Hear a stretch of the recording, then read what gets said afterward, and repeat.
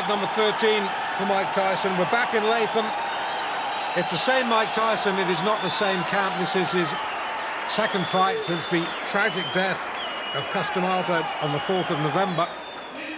This is the 22nd. And we're against an opponent who just might be the one to test him.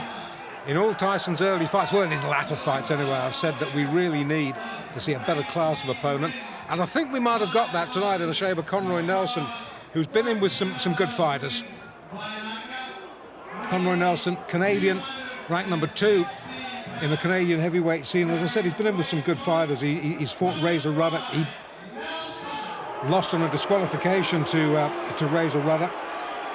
No, I lie. He went the distance with Razor Ruddock, 10 rounds. He lost his next fight in London. I should know that. I saw it. Disqualification against Noel Corliss, the Liverpool boy, in 7 rounds in Bloomsbury. But he's been in, as I say, with some decent opposition. He's fought for the Canadian title against Trevor Berbick. Berbick stiffed him in 2. Berbick is a world-class fighter. So if anybody is going to test Mike Tyson, Conroya Nelson is just the right sort of opponent at this stage of his career. The cornerman you might have seen wearing the ring jacket of former world light heavyweight champion Matthew Saad Mohammed from a few years back. Tyson just looks awesome, doesn't he? This, as I say, fight number 13 of the previous 12. 9 have been won inside a round. In fact, I was there when he was stretched by Don Halpin, 4 rounds in his 3rd fight. So here we go then, round 1. Both boys in white. Tyson with the red trim, and Nelson with the black. Nelson, as I say, will has to use his height and reach to just keep Tyson at bay. Try and draw the sting for the first 2 or 3 rounds, because we know how dangerous Tyson can be early on. And Nelson on his bike early. Guard held high, peekaboo style. Don't want to let it drop. And Nelson can hit. Tyson needs to be a little bit careful this fight. He's been able to get away with liberties in 1 or 2 of his early fights because he has known his opponents cannot hurt him. This is not the case in this fight. If Nelson gets an opening, Nelson can bing one in. Touchdown briefly there, thanks to body shots. The right knee just clipped the canvas. Oh, he's shaky. He's so shaky, and we're only in round 1. And this is a good fighter. I can hardly believe what I'm seeing. Sit down, please, sir. Thank you. This is the trouble when we're crammed in alongside spectators at ringside. Somebody gets excited and stands up in front of the camera. We can't see. More importantly, you can't see. Tyson can see. Tyson likes what he's seeing. Well, while our vision was momentarily obscured, Nelson seems to have recovered a little bit of equilibrium. In fact, he comes back with a short chopping right of his own there, gets through, but he's covering up very, very tightly now. If he was under any illusions just how good a puncher Mike Tyson was, those illusions will have been sorely shattered.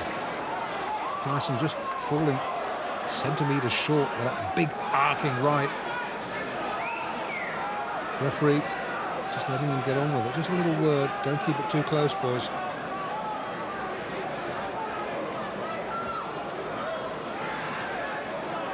Well, Nelson,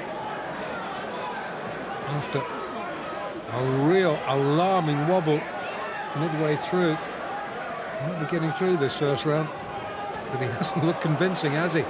Tries to come back with a spearing lift of his own, but Tyson, left uppercut, gets through.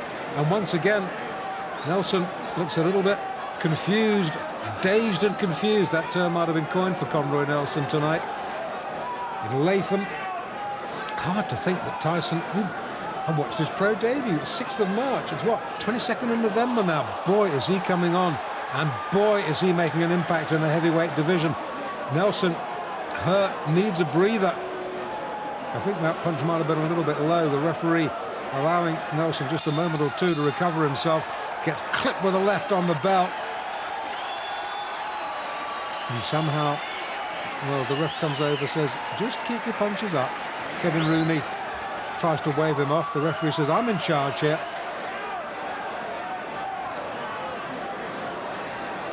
Okay, we're in the second. And once again, it's all Tyson. And Nelson, who was in deep trouble, is in deeper trouble as the left hook, which is fast becoming a Tyson trademark, sends him down. The gum shield has been spat out. Nelson says, that's it, thank you very much. I think discretion, the better part of valor there. Conroy Nelson spat the gum shield out, walked back to his corner. Well, fight number 13, unlucky 13. I don't think so. 13 fights, 13 wins. At least Nelson got him into the second round. Tyson now observing the post-fight niceties. I thought Conroy Nelson, well, in fact, I wasn't the only one who thought Conroy Nelson would stretch him, and he did into round 2. Took Tyson all of 3 minutes and 30 seconds to dispose of the second-ranked Canadian heavyweight, Conroy Nelson. Now, the only reason Conroy didn't get himself a one-way ticket to Palookasville in the first round is that he spent most of his time covering up, while Tyson delivered one wicked body shot after another. I mean, you could hear those punches clear out to the parking lot. I couldn't figure out whether Nelson was there to fight or to give a lesson in survival tactics. Anyway, Tyson finally got to him in the second, setting him up with a sweet overhand right, then taking him out with a vicious left hand. Referee counted him out at 30 seconds of the round.